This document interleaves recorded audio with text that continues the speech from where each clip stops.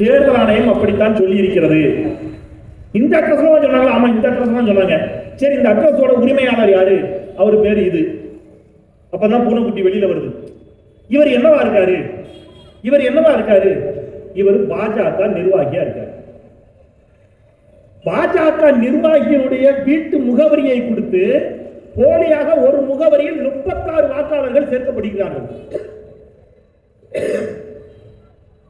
இந்த வடிவேல் சொல்லுவார், இது என்ன பிரமாதம், இதை விட ஒரு ஸ்பெஷல் ஐட்டம் இருக்கு.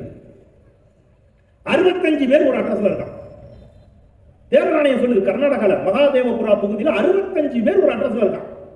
வண்டி எடுத்து அங்க போறான் எல்லாரும். 65 பேர் எங்கடா இருக்கான்? வீடா கடையா என்னன்னு பார்ப்போம். ஒரே வீட்டுல 65 பேர் எப்படி இருப்பான் அப்படின்னு போறான். அது ஒரு பீர் கம்பெனி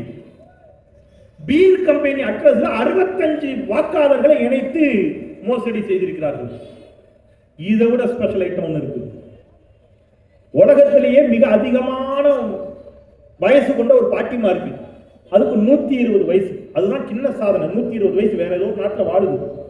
அதை விட அதிகமான வயசுள்ள ஒரு பாட்டி இங்க சேர்த்திருக்கான்.